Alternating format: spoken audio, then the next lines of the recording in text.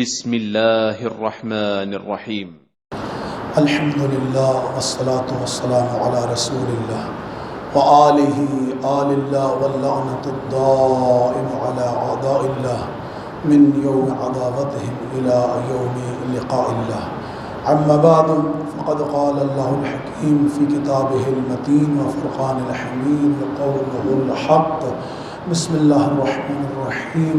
ومن یبتغ غیر الاسلام دینا فلن یقبل منہ وهو في الآخرة من الخاسرين۔ وقال امام حسین علیہ السلام الناس عبید الدنیا والدین لائقة على ألسنتهم۔ صلوات پڑھ دیں محمد و آل محمد۔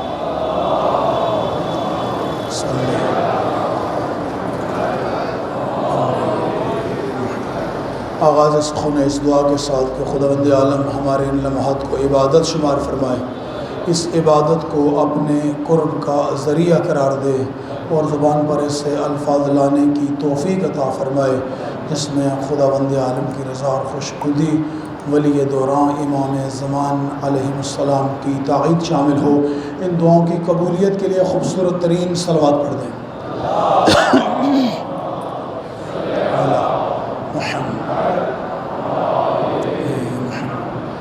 کربلائی دین اور آبائی دین کے عنوان سے ہماری گفتگو آج چوتھے مرحلے میں داخل ہو رہی ہے، جس کے لیے سورہ مبارکہ آل عمران کی آیہ مجیدہ جس کا نمبر 85 ہے 85 سرنامہ کلام قرار دیا ہے۔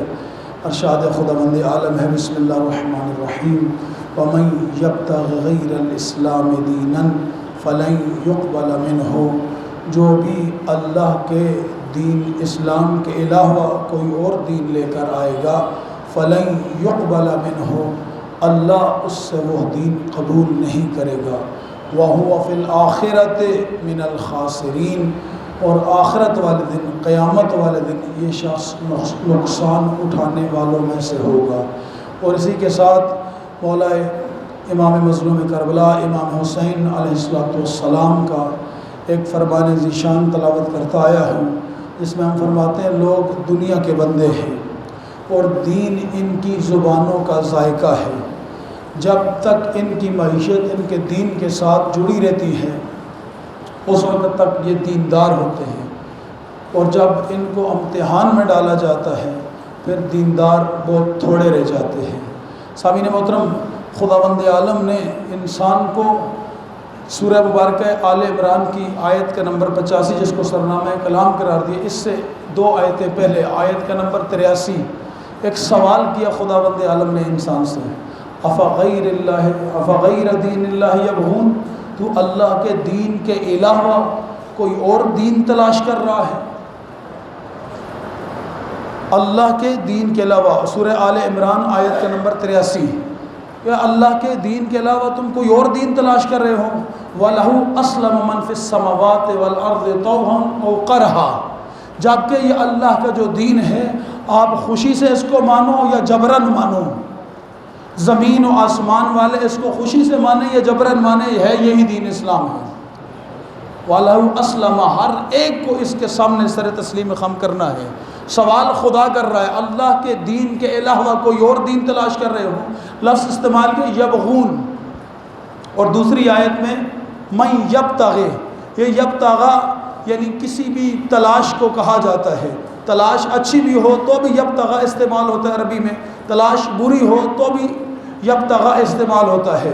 یعنی جب دین سے پہلے اللہ نے یہ لفظ استعمال کیا تو اللہ انسان کو بتانا یہ چاہ رہا تھا کہ اس سرزمین پر بہت سارے ادیان ہوں گے، لیکن ہر دین دین الہی نہیں ہے، ہر دین دین کربلائی نہیں ہے۔ دین کے معنی کیا ہے؟ دین کے معنی ہے قانون، ضابطہ، قاعدہ، ایسا طریقہ کار جس کے مطابق انسانیت زندگی گزار کے اپنے لیے فلاح و بقا کا انتظام کر سکے۔ آپ جس ملک کے اندر رہتے ہیں اس ملک کا جو قانون ہے عربی میں اسی قانون کا نام دین ہے۔ اگر یہ قانون آپ کے ملک میں 100% اس کے اوپر عملداری ہو جائے تو آپ کے ملک کا سارا نظام صحیح چلے گا یا نہیں چلے گا؟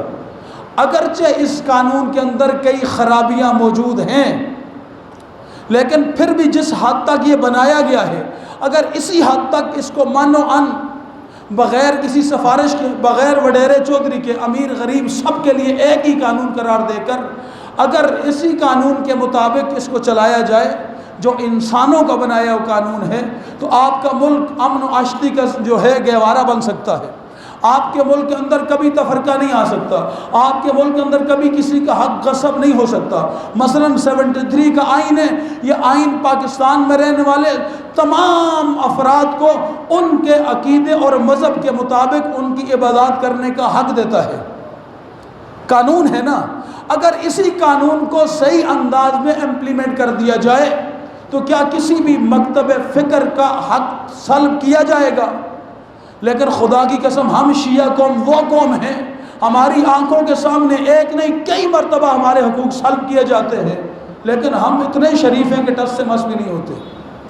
یا اگر شرافت ہماری بعض اوقات اس انداز میں ہوتی ہے کہ یہ فلاں وڈیرے کا جلوس ہے ہم سارے جائیں گے، لیکن اگر کسی غریب کے گھر سے مولا حسین کا جلوس نکلا ہے تو کوئی نہیں جائے گا۔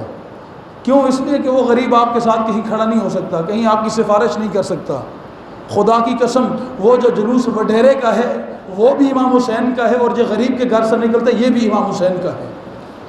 جب تک ہمارے درمیان یہ تفریق رہے گی اس وقت تک پھر کوئی ہمیں حق بھی نہیں دے گا۔ جس دن ہم نے طے کر لیا کہ ہم جہاں جائیں گے مولا حسین کے جلوس میں جائیں گے، ہم جب یہ جتنے بھی جلوس مجالس عزاداری ہے یہ ہماری عبادت ہے، اور ہم من حیث قوم اپنے کسی حق کو سلب نہیں ہونے دیں گے، پھر خدا کی قسم کوئی یہ پاکستان کے حکمران یہ جو آج ہمارے سر عام حقوق سلب کرتے ہیں، سیکورٹی کے نام پر عزاداری، سید شہداء علیہ السلام پر پابندیاں لگاتے ہیں، پھر یہ آپ کے قدموں میں آ کر بیٹھیں گے، معافی بھی مانگیں گے اور آپ کے تمام رائٹس بھی آپ کو دیں گے۔ لیکن سامعین محترم میں جو جملہ کہنا چاہ رہا تھا وہ یہ ہے کہ اگرچہ یہ قانون انسانوں کا بنایا ہوا ہے، ایک چھوٹی سی حدود کے اندر بنے ہوئے ایک ملک کا قانون ہے، اگر اس انسانوں کے بنائے ہوئے قانون پر بھی 100% عمل ہو جائے تو پاکستان کے اندر انسانیت کی فلاح و بقا کتنی بڑھ جائے گی۔ تو انسان یہیں سے اگر سوچے کہ جو اس انسان کے خالق نے اس انسان کو رہنے کے لیے قانون دیا ہے، اگر اس قانون کے تحت یہ انسان اپنی زندگی ڈال لے۔ آج 14 اگست کی رات ہے نا، یہی میں ایک جملہ کہتا چلوں۔ قائد اعظم محمد علی جناح جب تحریک پاکستان چلا رہے تھے تو کسی نے ان سے سوال کیا کہ ملک کی تحریک تو چلا رہے ہیں ملک بنانے کے لیے، جب ملک بنائے جاتے ہیں تو ملک چلانے کے لیے قانون کی بھی ضرورت ہوتی ہے۔ تو قائد اعظم محمد علی جناح نے مسکرا کر فرمایا وہ تمہیں ہوگی، ہم مسلمان وہ قوم ہیں کہ جن کا دستور اللہ نے 1400 سال پہلے نازل کیا ہے، ہم وہ قوم ہیں جن کا قانون و دستور اللہ نے نازل کیا ہے، تمہیں اس دستور کی ضرورت ہوگی۔ اس لیے ہمارے ملک کے آئین اور قانون میں سپریم طاقت قرآن و سنت کی ہی رکھی گئی ہے، اس کے خلاف کوئی قانون نہیں بن سکتا۔ کیوں نہیں بن سکتا؟ اس لیے کہ یہ ملک محمد و علی کے صدقے میں بنا ہے، اور محمد قرآن کے اور دین کے لانے والے ہیں، اور علی اس قرآن اور دین کو بچانے والے ہیں۔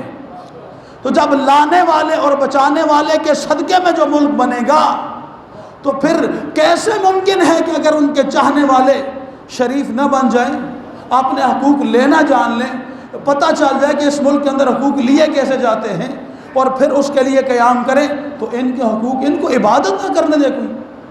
تہجد کی بات نہیں ہے، ہتھکڑی لگا کر عدالت میں پیش کرتے ہیں، جج پوچھتا ہے اس نے کیا جرم کیے؟ کہا اس نے امام حسین کی مجلس کروائی ہے۔ میری بات محسوس نہ کیجیے گا، یہ وہ کڑوے سچ ہے جو میں آپ کے سامنے بیان کر رہا ہوں، یہ کڑوا سچ ہے۔ ایسے ٹریٹ کیا جاتا ہے جیسے کوئی 302 کا اشتہاری تھا یہ بندہ۔ جرم کیا ہے؟ امام حسین کی مجلس کروانا اس کا جرم ہے۔ قانون اللہ نے بنایا ہے، اور پھر اللہ بنانے والے رب نے آیت نمبر 83 میں فرمایا افغیر دین اللہ یبغون، کیا تو اللہ کے دین کے علاوہ کوئی اور دین تلاش کر رہا ہے؟ وَلَهُ أَسْلَمَ مَنْ فِي السَّمَوَاتِ وَالْأَرْضِ طَوْعًا أَوْ كَرْهًا، جبکہ یہ دین زمین والے اور آسمان والے اس کے سامنے سر تسلیم خم ہیں، خواہ وہ مرضی سے ہوں یا جبر کے ساتھ ہوں۔ یعنی یہ آیت بتا رہی ہے کہ کائنات پر اللہ کی دو مرضیاں ہیں، ایک مرضی تکوینی ہے، ایک مرضی تشریحی ہے. یعنی ایک اللہ کی وہ مخلوق ہے جو اطاعت جبری میں ہے، یعنی سورج کی اللہ نے مخلوق بنایا ہے لیکن ایک ڈیوٹی لگا دی، تو نے مشرق سے طلوع ہونا ہے اور مغرب میں ڈوب جانا ہے.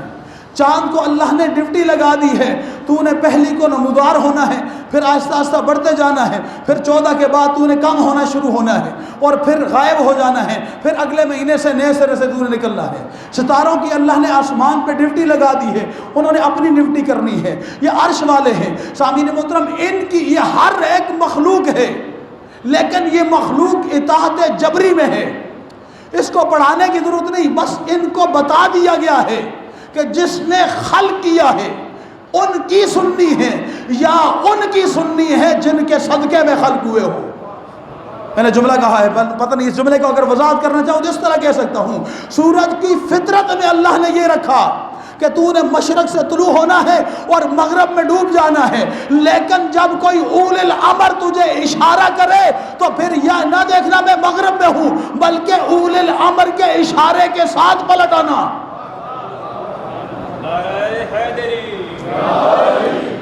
فطرت اس کی اور ہے لیکن اول الامر کے اشارے کے ساتھ پلٹنے کا خدا نے اس کو شعور دیا ہے. اس کی تینت میں اول الامر کی اطاعت رکھ دی ہے خداوند عالم نے. چاند کو اللہ نے کہا تو نے صحیح و سالم رہنا ہے لیکن کبھی اول الامر اشارہ کرے تو 2 ٹکڑے ہو جانا.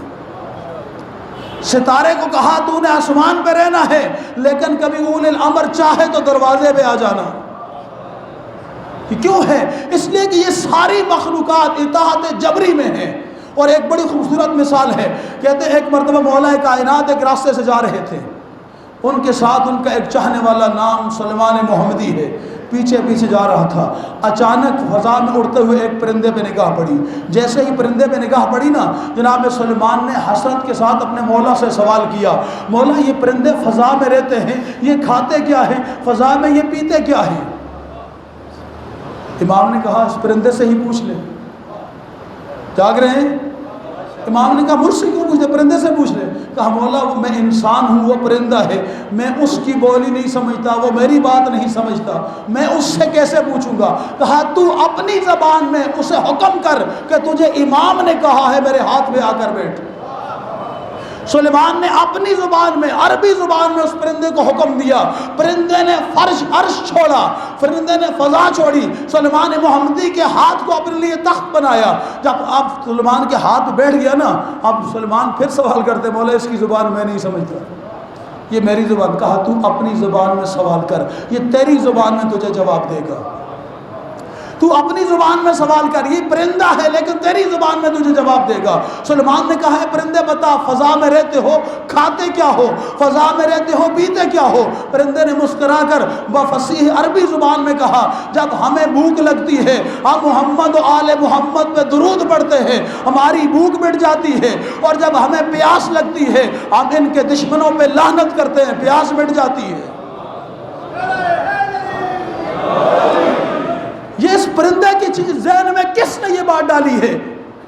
یہ چونکہ اس پرندے کا قیامت والے دن حساب نہیں ہے، اس کو خدا نے اطاعت جبری میں رکھا ہے، اور اس کی فطرت میں خدا نے یہ شعور رکھ دیا ہے کہ جب اول الامر بلائے تو آنا ہے. بات میری پہنچ رہی ہے نا سامعین؟ اس لیے اللہ نے انسان کو اطاعت جبری میں نہیں رکھا، اطاعت اختیاری دی. تو اپنی مرضی سے ہاں، لا اکراہ فی الدین، دین میں کوئی جبر نہیں ہے. قد تبین الرشد من الغی، ہدایت اور گمراہی دونوں الگ الگ ہو چکی ہیں. سوید بن غفلہ ایک صحابی تھا، ایک دن کسی جگہ پر لڑائی ہوئی اور اس سے قتل ہو گیا. جب قتل ہوا تو مدینے سے بھاگ کے کسی دوسری جگہ پر چلا گیا، وہاں پر اس نے اپنا مذہب تبدیل کر لیا. اس نے ہی تبدیل نہیں کیا، اس کے ساتھ 11 افراد اور بھی تھے جنہوں نے اپنا مذہب تبدیل کیا، جن میں سے 3 اس کے سگے بیٹے تھے. تفسیر نمونہ میں اسی لا اکراہ فی الدین قد تبین الرشد من الغی، اس آیت کے ذیل میں اس کا شان نزول بیان کیا آیت اللہ ناصر مکرم شرازی نے.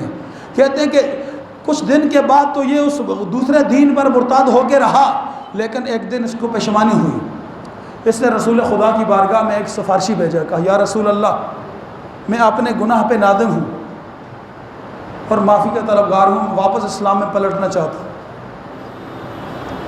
اللہ کے رسول نے کہا تیرے لیے توبہ کا دروازہ کھلا ہے، جب اللہ نے بند نہیں کیا تو میں مصطفیٰ کیسے بند کروں؟ توبہ کر اور واپس پلٹ آ اسلام میں۔ اس نے توبہ کی اور واپس پلٹ آیا۔ جب یہ واپس اسلام میں داخل ہو گیا تو ان 11 افراد کو بھی کہا تم بھی پلٹ آؤ، انہوں نے کہا ہم نہیں پلٹنا چاہتے۔ باقی 7 افراد کو چھوڑ دیا، لیکن جو اس کے سگے 3 بیٹے تھے ان کے اوپر اس نے سختی کرنا چاہیے کہ میرے بیٹے ہیں، میری آنکھوں کے سامنے جہنم میں جائیں گے، میں برداشت نہیں کر سکوں گا۔ جب اس نے سختی کرنا چاہی تو فوراً اللہ نے اس آیت کو نازل کیا، لا اکراہ فی الدین، دین میں کوئی جبر نہیں ہے۔ اگر وہ بیٹے ہیں تیرے تو بیٹوں کا رشتہ الگ ہے، لیکن ان پر تو اپنی مرضی کا دین مسلط نہیں کر سکتا۔ اور اسی شان نزول کو بہت سارے اہل سنت کے مفسرین نے بھی نقل کیا ہے۔ تو پھر مجھے جملہ کہنے کی اجازت دیجیے نا سامعین محترم، جب اللہ نے سگے باپ کو سگے بیٹوں پر دین مسلط کرنے کی اجازت نہیں دی تو پھر کسی مکتب کو دوسرے مکتب پر دین اپنا عقیدہ مسلط کرنے کی اجازت کیسے دے گا اللہ؟ ہم یہی حکومت پاکستان سے کہتے ہیں کہ چھوٹی چھوٹی درخواستوں کی وجہ سے کہ ہماری عزاداریوں پہ پابندی نہ لگاؤ۔ وہ ہم کسی بندے کی عبادت کے اوپر اعتراض نہیں کرتے اس لیے کہ اس کو پاکستان کا قانون حق دیتا ہے۔ جس طرح ہم اعتراض کرتے نہیں ہیں اس طرح کسی کے اعتراض کو قبول بھی نہیں کرتے۔ میں بھی پاکستانی ہوں، جتنا اس ملک کے اوپر کسی دوسرے کا حق ہے اس سے کئی گنا زیادہ میرا حق ہے پاکستان کے اوپر، اس لیے کہ یہ پاکستان میرے آباء و اجداد نے بنایا ہے، اس کو بنانے میں ہمارا خون شامل ہے، اس کو بنانے میں ہماری ناموس کی عزتیں لٹی ہوئی ہے۔ ہم کیسے چھوڑ دیں اپنے حقوق اس ملک کے اندر؟ خداوند عالم نے اس آیت میں ایک فیصلہ کر دیا، 2 دین بڑے ہیں کائنات میں، ایک دین دین صبر ہے اور دوسرا دین دین جبر ہے۔ تو جو ہے میرے ساتھ جملہ کہنا چاہ رہا ہوں، 2 دین ہیں کائنات میں، ایک دین دین صبر ہے اور دوسرا دین دین جبر ہے۔ جہاں صبر نظر آئے وہاں کربلا ہوتی ہے۔ میں بالکل اپنے موضوع سے متصل ہو گیا۔ جہاں صبر نظر آئے وہاں کربلا ہوتی ہے اور جہاں جبر نظر آئے وہاں یزیدیت ہوتی ہے۔ کتنی آسان پہچان ہے دین کی، جہاں صبر ہو۔ اچھا، صبر کے معنی یہ نہیں ہے کہ میں اپنے حقوق سے پیچھے ہٹ جاؤں، یہ معنی صبر کا نہیں ہے۔ صبر کا معنی پوچھنا تو امام حسین سید الصابرین سے پوچھئے، حق کے لیے میدان میں قیام کرو خون کے آخری قطرے تک، دشمن اپنی ساری توانائیاں صرف کر کے تمہیں قتل کر دے لیکن تمہیں اپنے حق سے پیچھے نہ ہٹا سکے، یہ صبر ہے، یہ کربلائی صبر ہے۔ یہ والا صبر نہیں ہے کہ بس ٹھیک ہے چھوڑ دیں۔ عزیزان، بس خداوند عالم نے انسان کے لیے راہ متعین کر دی ہے دین کی، اور پھر اس دین کی ایک منزل مقرر کی ہے کہ جو اس راستے سے ہوتا ہوا میرے دربار میں آئے گا اسے جنت دیں گے۔ یہاں پر آپ کو جگانے کے لیے ایک جملہ عرض کرنا چاہ رہا ہوں۔ قرآن مجید میں سورہ مبارکہ کاف میں ایک نجس حیوان کا تذکرہ اللہ نے کیا کہ یہ جنت میں جائے گا، ہے نجس ہے لیکن اللہ نے اس کا تذکرہ قرآن مجید میں کیا، یہ حیوان نجس جنت میں جائے گا۔ ہم سب کی بھی خواہش ہے ہم بھی جنت میں جائیں۔ میں نے سورہ مبارکہ کاف کو بار بار پڑھا، آخر کیا خصوصیت تھی اس نجس حیوان کی، اللہ نے اس کو جنت میں ساتھ رکھا۔ میں نے دیکھا کہ سب سے اس نجس حیوان کے اندر ایک خصوصیت خداوند عالم نے یہ رکھی ہے کہ یہ سونگھ کے اپنے اور پرائے کا فرق پہچان لیتا ہے۔ یہ سونگھ کے، اس کی سونگھنے کی صلاحیت بہت تیز ہے، یہ سونگھ کے اپنے اور پرائے کا فرق پہچان لیتا ہے، سونگھ کے پتہ کر لیتا ہے گھر میں آنے والا اپنا ہے یا پرایا ہے۔ اگر اپنا ہو تو خاموش رہتا ہے اور اگر گھر میں پرایا داخل ہو تو بھونکتا ہے، اپنوں کو نہیں بھونکتا۔ میں جو جملہ کہنا چاہ رہا تھا میں نے کہہ دیا ہے، اپنوں کو نہیں بھونکتا، پرایوں کو بھونکتا ہے اور پہلے سونگھ کے پہچانتا ہے۔ اس نے یہ جب اصحاب کہف کا کاروان ظالموں کے ڈر اور خوف کی وجہ سے طاغوت کے اطاعت گزاری کے انکار کے اس شہر سے نکلا، یہ ہے ایک بکریاں چرانے والے چرواہے کے ریوڑ کے ساتھ یہ حیوان تھا، اس نے پہلے سونگا، پہچانا کہ یہ اللہ والے ہیں۔ جب پہچان لیا تو اب پہچاننے کے بعد پھر رہنا اچھی بات نہیں ہے. جب پہچان لے کہ یہ اللہ والا ہے تو پھر اللہ والوں کے ساتھ ہو جانا ہی وہی بلائی ہے. یہ بھی ان کے پیچھے ہو گیا. وہ اس کو پتھر مار کے دور کرتے تھے, یہ پتھر کھا کر بھی ان کے ساتھ رہتا تھا. وہ اسے اپنے سے دور کرتے, یہ ان کے پیچھے پیچھے چلتا. چلتے چلتے اس غار کے دہانے پر پہنچ گئے. جو نتیجے کا جملہ کہنا چاہ رہا ہوں ذرا توجہ کے ساتھ سنیے گا. اس غار کے دہانے پر پہنچ گیا. آیتیں اس لیے نہیں پڑھ رہا, وقت نہیں ہے. جب غار کے دہانے پر پہنچا, اب یہاں پر آ کر اس کی فطرت کا فیصلہ ہونا تھا. وہ اللہ والے غار کے اندر چلے گئے, یہ غار کے باہر بیٹھ گیا. یعنی اتنا جانتا تھا کہ میں ان جیسا نہیں ہوں. جملہ جو میں کہنا چاہ رہا تھا میں نے کہہ دیا ہے. یعنی اس کے شعور میں یہ تھا کہ میں اس قابل نہیں ہوں کہ میں ان کے ساتھ اس جگہ پر جا کر بیٹھوں. یہ باہر بیٹھ گیا, اندر نہیں بیٹھا.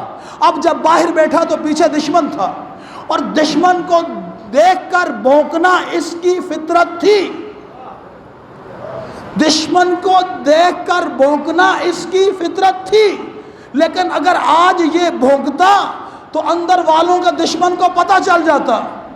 اس کی فطرت کا تقاضا یہ تھا کہ دشمن کو دیکھ کے بھونکے. اندر والوں کی مرضی یہ تھی کہ یہ آج چپ رہے. میں جملہ کہنا چاہ رہا ہوں, توجہ کے ساتھ آخری بندے تھا کہ دیکھیں ایک نجس حیوان جنت میں گیا ہے, سارے کسی مسلمان کے اختلاف نہیں. الجھاؤ مت ویسو منہ کہ کالا تھا یہ سفید تھا. قرآن نے اس کا جب رنگ بیان نہیں کیا تو آپ اور میں رنگ میں کیوں الجھیں. قرآن نے جو خصوصیت اس کی بیان کی ہے اس کی طرف توجہ رکھیے. کیا چیز اس نجس حیوان کو جنت میں لے گئی, اس کی منزل تک پہنچا گئی؟ وہ کیا تھی؟ اس کی فطرت یہ تھی کہ یہ دشمن کو دیکھ کے بھونکتا تھا. لیکن آج اگر یہ بھونکے تو اندر والوں کا دشمن کو پتہ چل جاتا. یہ چاہتا ہے کہ میں بھونکوں, اندر والے چاہتے ہیں کہ نہ بھونکوں. یہ چاہتا ہے کہ میں, اندر والوں کو اس کی فطرت کا تقاضا ہے کہ اندر والوں کو دشمن کی اطلاع دی جائے. لیکن اندر والے یہ چاہتے ہیں کہ یہ آج اپنی مرضی نہ کرے, ہماری مرضی پہ باہر بیٹھے. اس سے آسان کر کے میں نہیں بیان کر سکتا. اندر والے یہ چاہتے ہیں کہ یہ ہماری مرضی پہ آج باہر بیٹھ جائے. اس نے وہاں پر اس حیوان کے لیے ایک لمحے پہ فیصلہ کرنا تھا کہ میں کون سا فیصلہ کروں, اپنی فطرت یا اپنی مرضی کروں یا ان کی مرضی. جب اس نے طے کر لیا کہ اپنی مرضی نہیں کروں گا, میں وہ کروں گا جو وہ چاہتے ہیں, تو بس اسی وقت اللہ نے بھی فیصلہ کر لیا کہ اگر یہ وہ چاہتا ہے جو اللہ والے چاہتے ہیں تو پھر اللہ یہ چاہتا ہے کہ جہاں وہ رہیں گے یہاں یہ رہے گا. یعنی کیا چیز ہے جو اس کو جنت میں لے گئی؟ اپنی مرضی نہیں. سامعین محترم, وہ جو تھے وہ جنت میں جانے والے تھے, سردار نہیں تھے. ہم ان مجالس میں امت مسلمہ کو یہی سمجھاتے ہیں نا کہ وہ جو جنت میں جانے والے تھے وہ جنت کے سردار نہیں تھے, وہ جنت میں جانے والے تھے. تو اگر جانے والوں کی مرضی پہ کوئی حیوان عمل کرے تو اللہ اسے جنت میں بھیج دیتا ہے. تو اگر کوئی جنت کی سرداروں کی مرضی کے مطابق اپنی زندگی گزارے,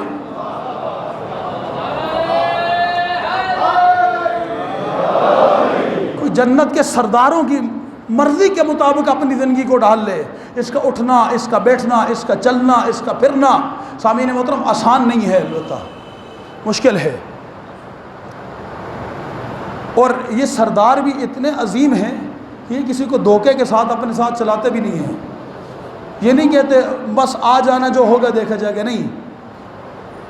مولا علی علیہ السلام کا زمانہ ہے, جنگ جمل ہو رہی ہے. مولا کے ایک عاشق کے اس واقعے کو آیت اللہ نور اللہ شوستری نے مجالس المومنین میں نقل کیا ہے, علی کے عاشق کے عنوان سے.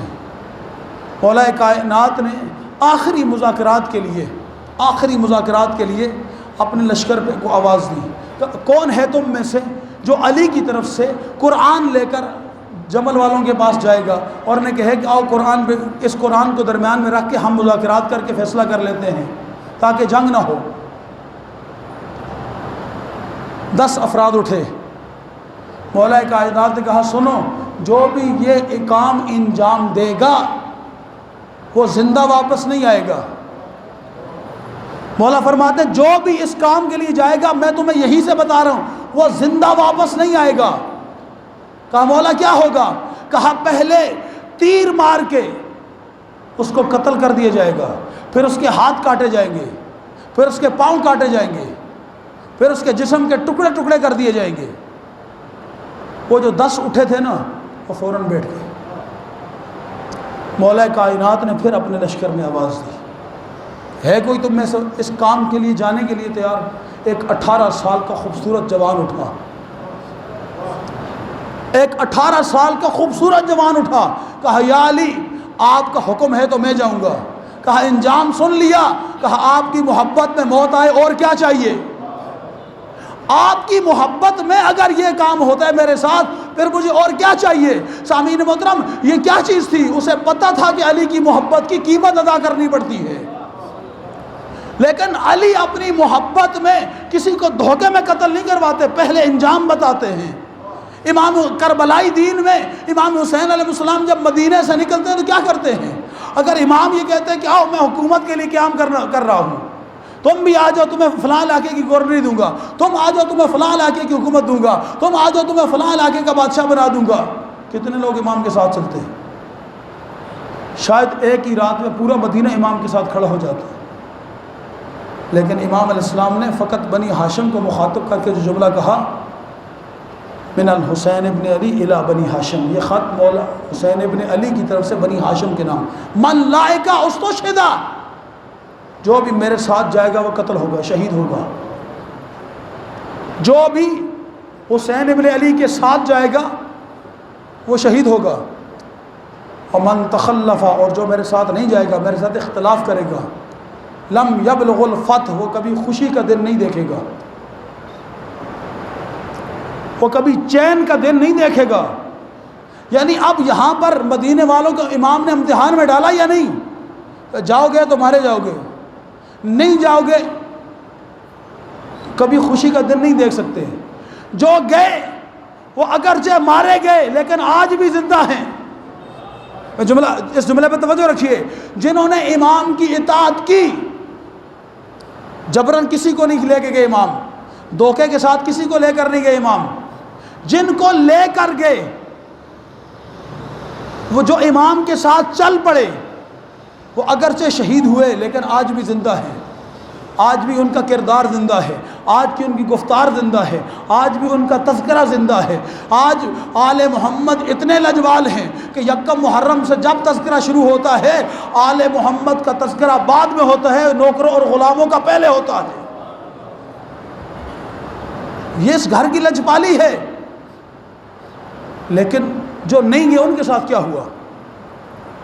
جنہوں نے امام کا ساتھ نہیں دیا۔ یہاں پر ایک عبرت آموز جملہ کہنا چاہ رہا ہوں، آپ اکثر علماء ذاکرین سے یہ جملہ سنتے ہوں گے کہ بنی ہاشم کے 40 دروازوں کو اکٹھے تالے لگے۔ اگر بنی ہاشم کے 40 دروازوں کو تالے لگتے تو کم از کم 40 جوان مرد امام کے لشکر میں بنی ہاشم کے ہوتے یا نہیں ہوتے؟ ہوتے نا۔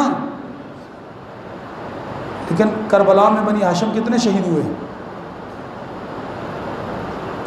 کربلا میں بنی ہاشم کے شہداء کی معروف روایت کے مطابق تعداد 18، البتہ یہ روایت صحیح نہیں 18 والی، 10 بیٹے تو علی کے شہید ہوئے کربلا میں، مولا علی علیہ السلام کے 10 بیٹے کربلا میں شہید ہوئے ہیں۔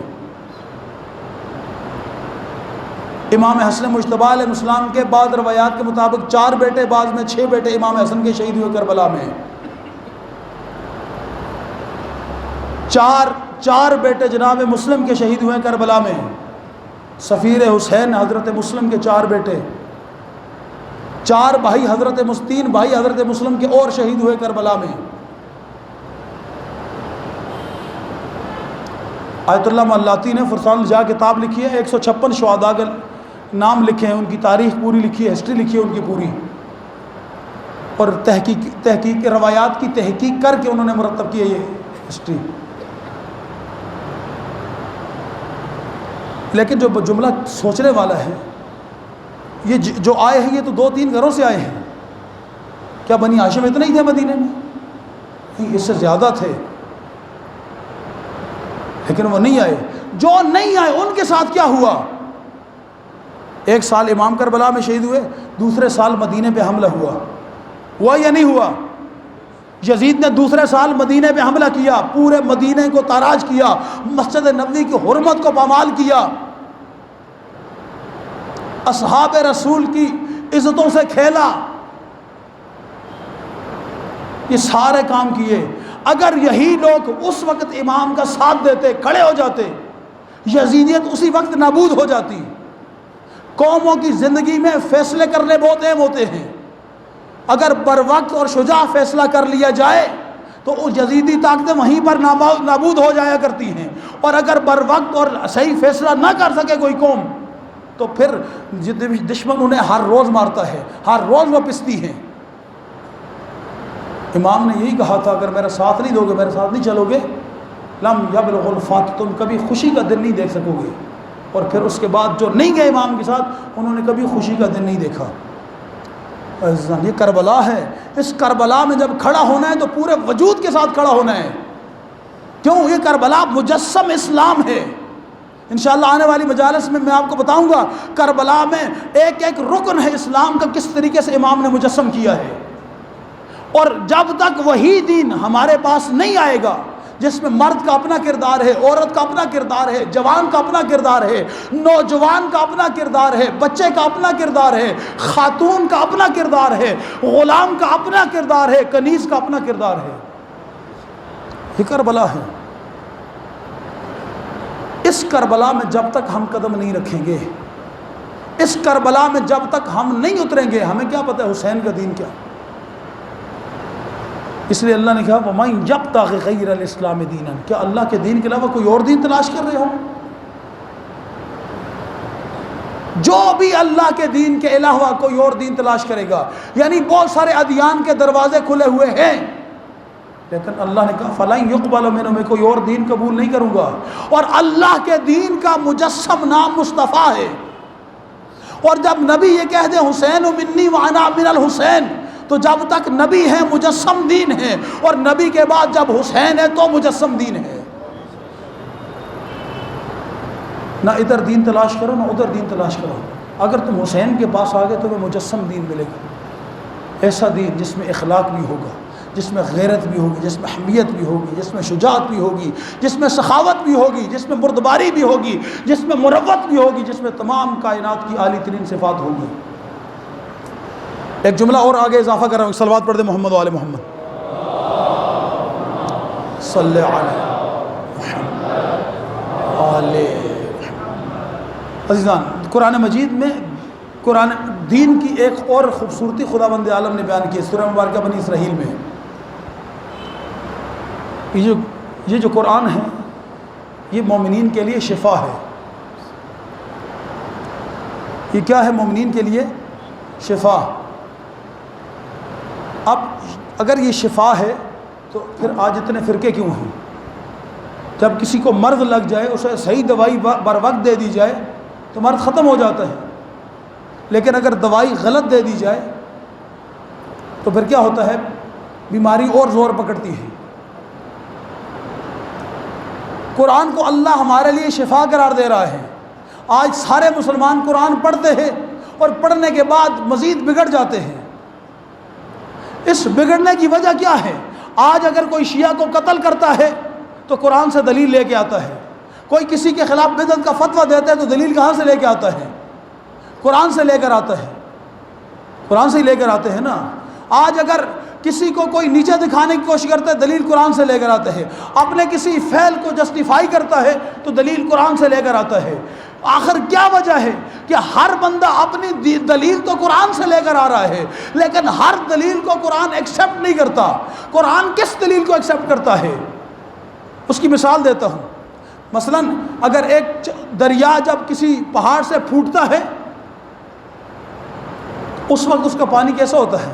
صاف و شفاف ہوتا ہے۔ وہ پانی کیا ہوتا ہے؟ جو بھی پیتا ہے اس کو شفا ملتی ہے، کئی بیماریوں کا خاتمہ کر دیتا ہے۔ لیکن یہی چشمہ جب اترنا شروع کرتا ہے پہاڑوں سے، شہروں میں آتا ہے، اب اگر ایک شہر سے گزرا، شہر پانی وہی تھا لیکن اس شہر کی غلاظت اس میں شامل ہوئی، اب کیا وہ شفا رہے گی اس میں؟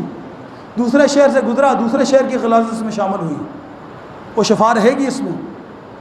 تیسرے شہر سے گزرا، تیسرے شہر کی غلاظت شامل ہوئی، یعنی جہاں سے چلا تھا وہاں پر تو شفا تھی، لیکن جیسے جیسے آگے بڑھتا گیا اس میں غلاظتیں شامل ہوتی گئیں۔ اب وہی پانی جو باعث شفا تھا وہی ذریعہ مرض بن گیا۔ ہے پانی شروع میں شفا تھا، اس کو کس چیز نے مرض بنا دیا؟ اس کو زمانے کی غلاظتوں نے، علاقے کی شہروں کی غلاظتوں نے اسے مرض بنا دیا۔ سامعین محترم، اسلام بھی اصل میں تو شفا ہے تب جب رسول اللہ سے لیا جائے۔ میں جملہ کہنا چاہ رہا ہوں، اسلام بھی شفا ہے تب جب رسول اللہ سے لیا جائے۔ اسلام شفا ہے جب نجف سے لیا جائے، اسلام شفا ہے جب کربلا سے لیا جائے، جب آپ اس میں بنو امیہ کی ملاوٹ شامل کریں گے۔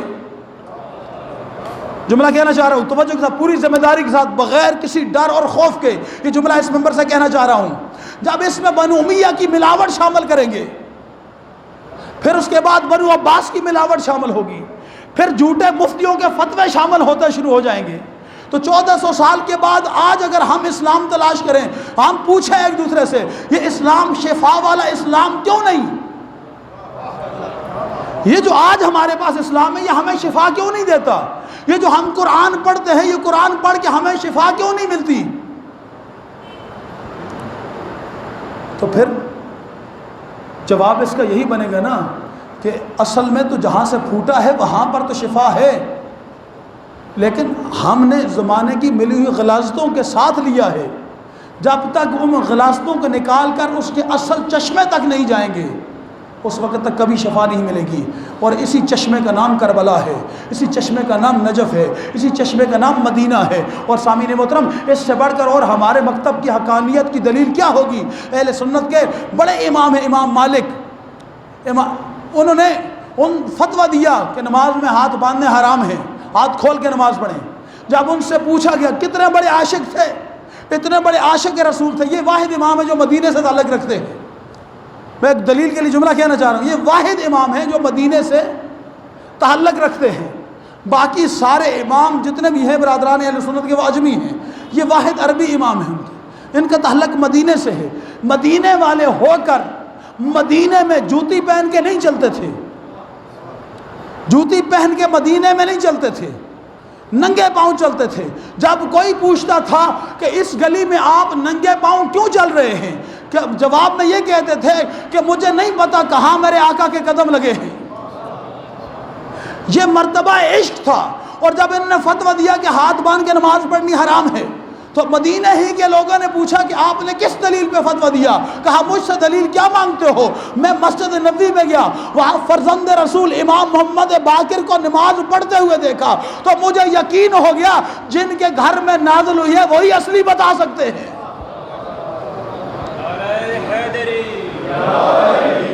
جن کے گھر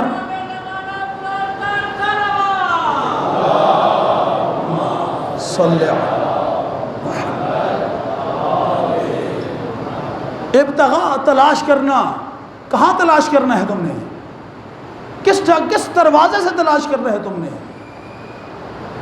یبغون، کیوں کسی اور کی تلاش میں نکل گئے ہو؟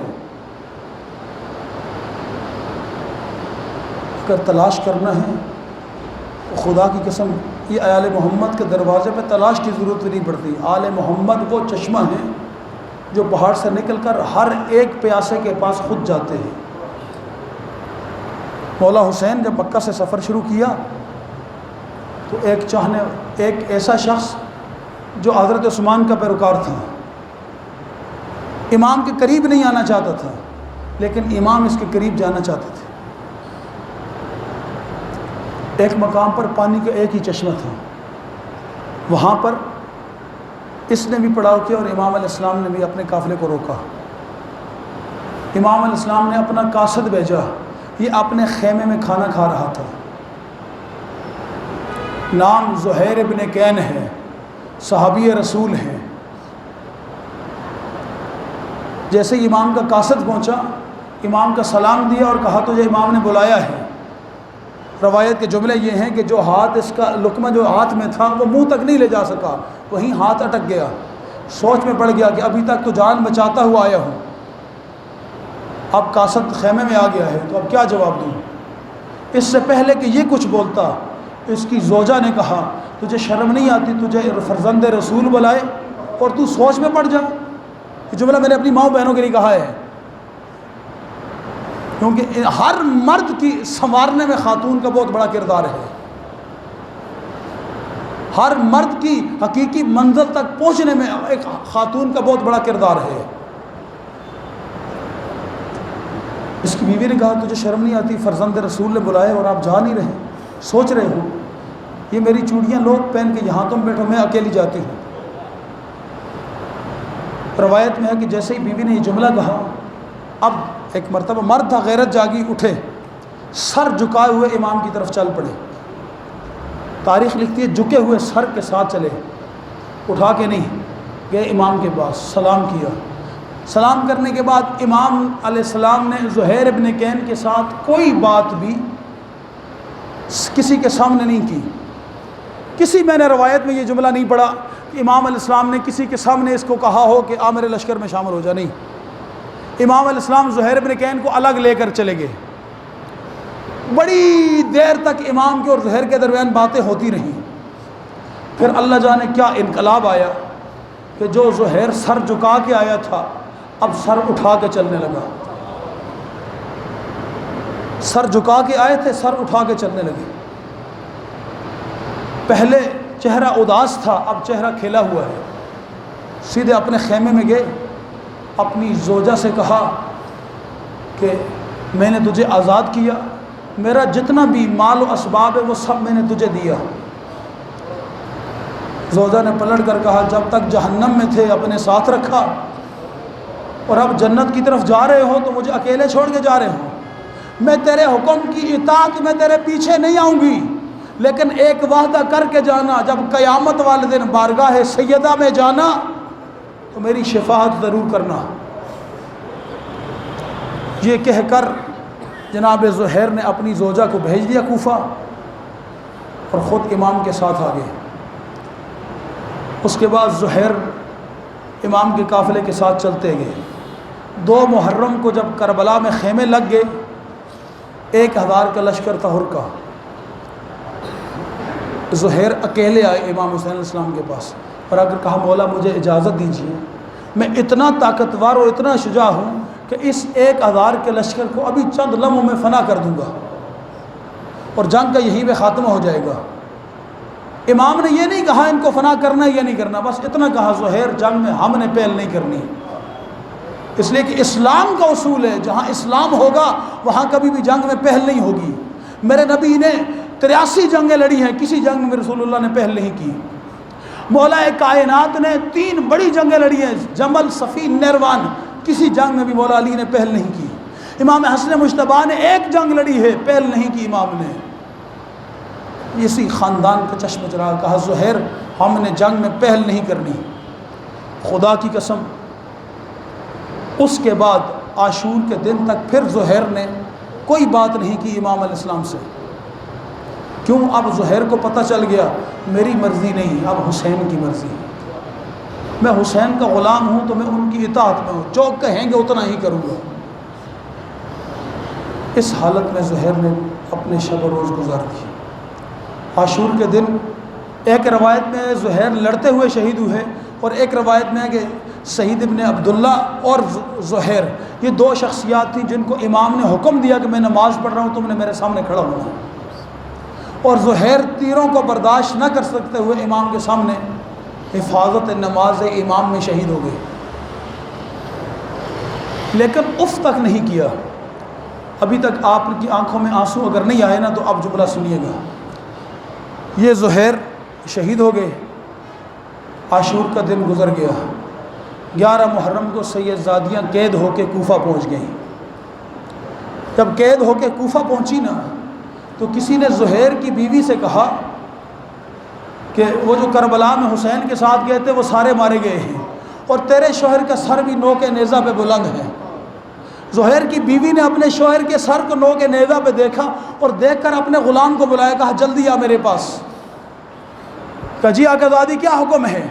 کہا دیکھ حسین ابن علی تو بڑے گھر کے تھے ان کو اگر کسی نے کربلا میں شہید کیا ہوگا تو کفن غسل کر کے دفن بھی کر دیا ہوگا. عباس بھی بڑے گھر کے تھے، ان کو بھی دفن کر دیا ہوگا. لیکن تیرے آقا کا تو کربلا میں کوئی جاننے والا نہیں تھا. تیرے آقا کا لاشا تو بے گور و کفن پڑا ہوگا. یہ کفن اٹھا سیدھا دشت کربلا میں جا، اور جا کر اپنے آقا کے لاش کو غسل و کفن دے، کفن پہنا کے دفن کر کے پھر واپس آ. غلام نے کفن اٹھایا، چل پڑا کربلا کی طرف.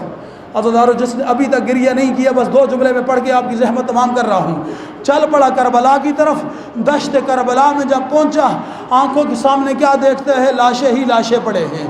اب لاشوں کی پہچان کیسے ہو؟ ارے پہچان تو سر سے ہوا کرتی ہے نا. سر سب کے نوک نیزہ پہ بلند ہو چکے ہیں، سارے لاشیں پڑے ہوئے ہیں. ان لاشوں میں ایک لاشا ہے جو بڑے پتھروں کے ڈھیر کے نیچے ہے، اور اب لاشا کوئی پہچانا نہیں جا رہا. اب غلام ہے، ایک لاشے پہ آیا کھڑا ہوا، شاید یہ میرے آقا کا لاشا ہو. دوسرے لاشے پہ آیا، کہا یہ میرے آقا کا لاشا ہو. تیسرے لاشے پہ آیا، کہا یہ شاید میرے آقا کا لاشا ہو. ایک مرتبہ واپس مڑنے لگا یہ کہہ کر کہ اگر میرا آقا بے گور و کفن ہے تو اس کے آقا کا لاشا بھی تو بے گور و کفن. اجرکم اللہ، خدا تمہیں کوئی غم نہ دے، سوائے غم اہل بیت کے عزادارو. اگر میرے آقا کا لاشا بے گور و کفن ہے تو اس کے آقا کا بھی لاشا بے گور و کفن ہے. عزادارو، بس یہ کہہ کر کفن پہنایا نہیں، کفن لے کر واپس پلٹا. ایک مرتبہ اپنی مالکن کے سامنے کھڑا ہوا.